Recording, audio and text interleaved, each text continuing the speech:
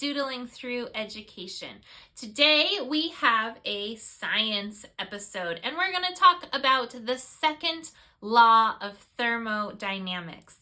As always, we're going to talk about what does this law state, how does it apply to us, and what are some examples of this law. Before we start, remember to subscribe to the Doodling Through Education page so you never miss an episode. And on that note, let's go ahead and start doodling. The second law of thermodynamics is funny in that it can be stated a couple of different ways. I think it's important to note that no matter which way it is stated, it is saying the same thing. So let's jump into the first way. The first way says that when energy changes from one form to another form, entropy increases. So we need to define and understand the word entropy. Entropy is defined as a state of disorder, randomness, or uncertainty. So if this is the case, then when energy changes spontaneously, which means by itself, from one form to another form, the disorder or randomness increases. It is also important to note that the process of becoming more disordered is irreversible. It cannot ever become more ordered again unless energy is added to the system. It should also be noted that the more entropy that is generated, the less energy there is to do any useful work. So, this is a lot of words, but let's go ahead and jump into a few examples of this so we can better understand. Let's say I have a cup of coffee and I want to pour creamer into it. If you watch the creamer, it slowly becomes more and more disordered. One would not expect the creamer to ever separate by itself completely from the coffee ever again. So it is not reversible. Another example of this would be scrambling an egg. There would be no way for the egg to just spontaneously unscramble itself. This would make for a very weird breakfast. But let's take this further. What if we look at the chicken making the egg? Is this an exception to the second law of thermodynamics? This is not entropy in action, is it? Things are becoming more organized to make the egg and not more disordered in this example, right? Well, yes. But it does not break the law because to make the egg, the chicken has to eat and break down food, and it puts energy into the structuring of the egg.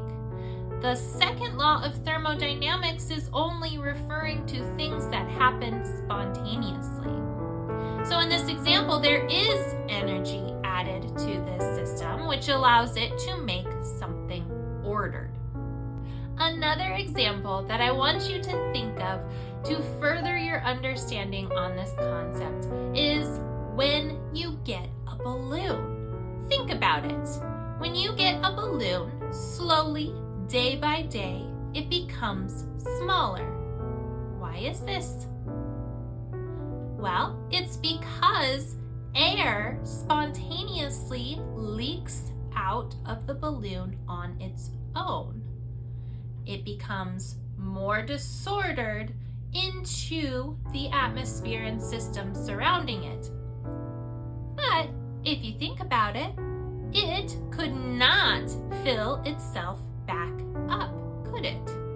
Unless you add energy to the system.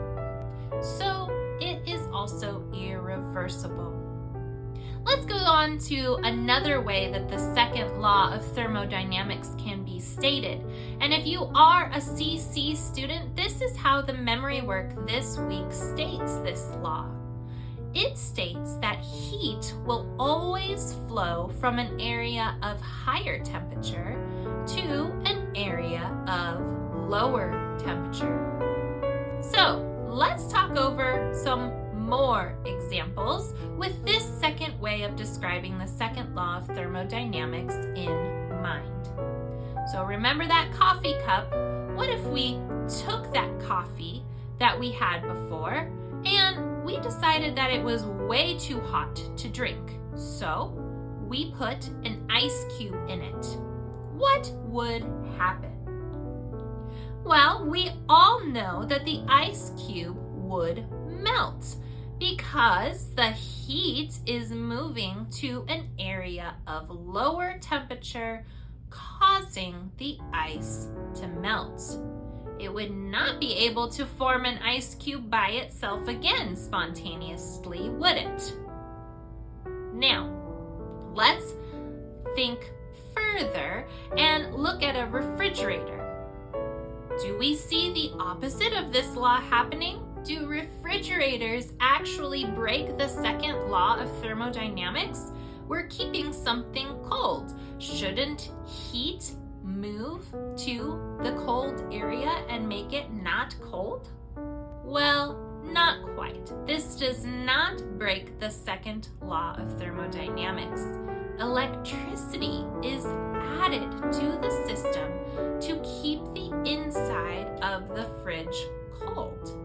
If the electricity is turned off to the fridge, the heat will spontaneously move to the area of lower temperature, and then what would happen? The fridge would warm up, and then your food would spoil inside.